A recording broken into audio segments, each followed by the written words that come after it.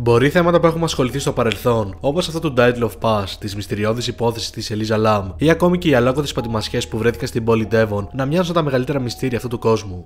Η αλήθεια είναι όμως πως τέτοιου είδους μυστήρια θα γεννιούνται καθημερινά για να μας προβληματίζουν και να μας κάνουν να απορούμε. Όπως και να έχει, σήμερα θα δούμε 4 άλλα τα μυστήρια που αψηφούν τη λογική. Πάρτε θέση και ετοιμαστείτε για το ταξίδι σας στο άγνωστο. Πριν προχωρήσουμε στο βίντεο όμως, θα θέλαμε να σας πούμε 2 λόγια για τον χορηγό του σημερινού μας βίντεο. Σε αυτό το επεισόδιο έχουμε να σας παρουσιάσουμε μια εφαρμογή που θα σας βοηθήσει να βελτιώσετε τις ικανότητές σας.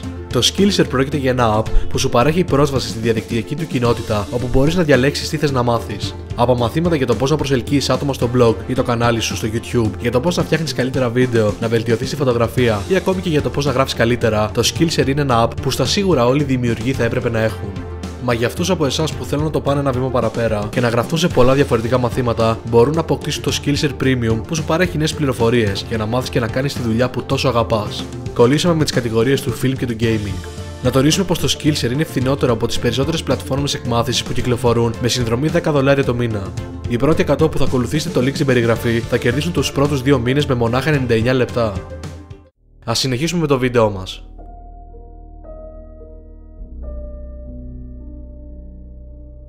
Στο παλιό νεκροταφείο κοντά στο βουνό Σιόν, στο Catawissa της Πενσιλβάνια, μπορεί να συναντήσεις κάτι πολύ περίεργο. Ένα ζευγάρι τάφων καλυμμένοι με μεταλλικά κάγκελα. Και οι δύο τάφοι άνοικαν σε γυναίκες που έχασαν τη ζωή τους κάποια στιγμή τον Ιούνιο του 1852.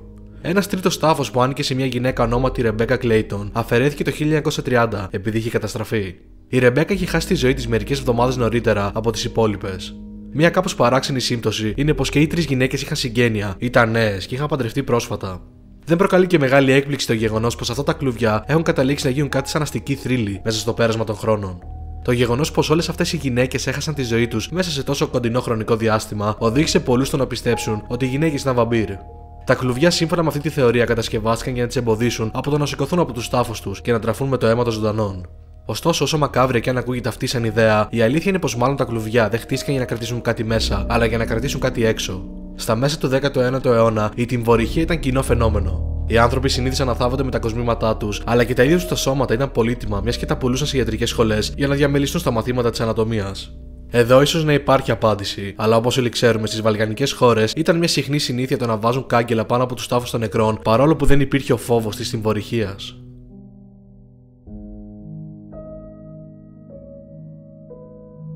Το βουητό του Τάος είναι ένας ήχος που ακούγεται σε πολύ χαμηλή συχνότητα σε πολλά μέρη παγκοσμίως, ειδικά στις ΗΠΑ, το Ηνωμένο Βασίλειο και την Βόρεια Ευρώπη. Ακούγεται συνήθως σε ήρεμες περιοχές και έχουν πει πως ακούγεται σαν ένα κινητήρα αμαξιού που ακούγεται από μακριά. Έχει αποδειχθεί από ειδικά μικρόφωνα πως αυτός ο ήχος υπάρχει πράγματι και δεν είναι δημιούργημα της φαντασίας κάποιου, ωστόσο η πηγή του και ο λόγος που ακούγεται παραμένει ένα μυστήριο.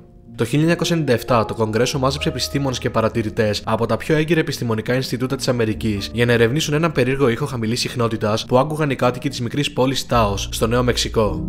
Για χρόνια αυτοί που άκουγαν τον ήχο αυτό τον περιέγραφαν απλώς ως ένα βουητό και έψαχναν για απαντήσεις. Μέχρι και σήμερα κανένας δεν ξέρει τι είναι αυτό που δημιουργεί το βουητό.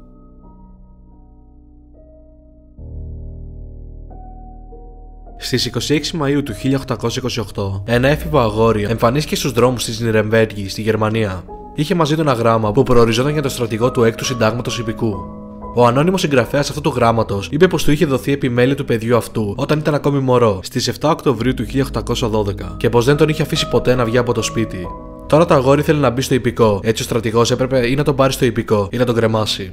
Το αγόρι που ονομαζόταν Κάσπαρ Χάουζερ ισχυρίστηκε πως, από όσο μπορούσε να θυμάται, είχε ζήσει ολόκληρη τη ζωή του εντελώς μόνος σε ένα σκοτεινό δωμάτιο μεγέθους 2 μέτρων σε ύψος και 1 σε μάκρος, με μονάχα άχυρο για να κοιμάται επάνω και ένα μικρό ξύλινο άλογο σαν παιχνίδι. Ο Χάουζερ ισχυρίστηκε επίσης πως το πρώτο άτομο με το οποίο είχε έρθει σε επαφή ήταν ένας μυστηριώδης άνδρας που πρόσχε να μην αποκαλυφθεί το πρόσωπό του και τον επισκέφθηκε λίγο πριν απελευθερωθεί. Σύμφωνα με κάποιες φήμες που παραμένουν φήμες χωρίς καμία απόδειξη, ο Κάσπαρ Χάουζερ πρόκειται για τον πρίγκιπα του Μπάντεν που γεννήθηκε το 1812 και υποτίθεται πως πέθανε μέσα σε 1 μήνα. Λέγεται πως άλλαξαν θέση στον πρίγκιπα με ένα τιμοθάνατο μωρό και τον κρατούσαν αιχμάλωτο για 16 ολόκληρα χρόνια. Ο Χάουζερ πέθανε όταν δέχτηκε μαχαιριά στο στήθος, την οποία πολλοί πιστεύουν πως προκάλεσε μόνος του. Ισχυρίστηκε λίγο πριν το θάνατό του ότι ήταν ο άντρας που τον κρατούσαν από μωρό αιχμάλωτο αυτός που τον είχε μαχαιρώσει. Το 2002 έγιναν έρευνες DNA με τρίχες που βρέθηκαν στα ρούχα του σε μια προσπάθεια για να δουν αν πράγματι πρόκειται για πρίγκιπα. Ενώ τα αποτελέσματα βγήκαν αρνητικά, οι διαφορές δεν ήταν αρκετά μεγάλες για να αποκλείσουν την πιθανότητα συγγένειας. Η πραγματική ταυτότητα, όπως και ο λόγος που βρισκόταν από γεννησιμιού του κλεισμένο σε ένα κελί, θα μείνει για πάντα ένα μυστήριο.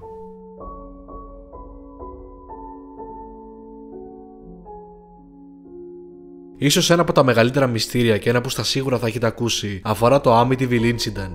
Το 1975, ένα ζευγάρι μετακόμισε στο νέο του σπίτι, στο Amityville της Νέας Υόρκης. Χωρίς να το γνωρίζουν, 13 μήνες νωρίτερα, ο γιος της προηγούμενης οικογένειας που ζούσε εκεί πυροβόλησε και σκότωσε τα 6 μέλη της οικογένειάς του, ισχυριζόμενος πως το έκανε επειδή του το είπαν οι φωνές στο κεφάλι του. Ο δολοφόνος, Ρόναλντ Ντεφέο, βρίσκεται μέχρι και σήμερα σε μια από τις φυλακές της Νέας Υόρκης και θα παραμείνει εκεί μέχρι και τον θάνατό του.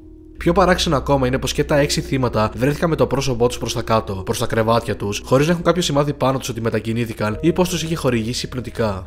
Μέσα σε 28 μέρες από τη μετακόμισή τους στο σπίτι, ο George και η Kathy Lutz έφυγαν, καθώς ισχυρίστηκαν πως μια σειρά από τρομερές εμπειρίες τους ανάγκασαν να το κάνουν αυτό.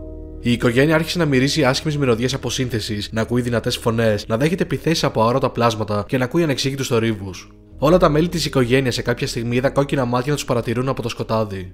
Η Κάθη ανακάλυψε ένα κρυφό δωμάτιο που ήταν βαμμένο κόκκινο, στο οποίο ο σκύλος τους αρνήθηκε να πλησιάσει. Κάλεσαν έναν ιερέα για να αγιάσει το σπίτι και λέγεται πως και ο ίδιος βίωσε μερικά περίεργα φαινόμενα, τα οποία εξομολογήθηκε μετά. Οι τωρινοί ιδιοκτήτες ισχυρίζονται πως δεν βίωσαν κάποια παράξενη εμπειρία μέσα στο σπίτι μέχρι και σήμερα. Αλήθεια ή ψέματα, το Amityville Incident παραμένει ένα από τα μεγαλύτερα μυστήρια της σύγχρονης εποχής.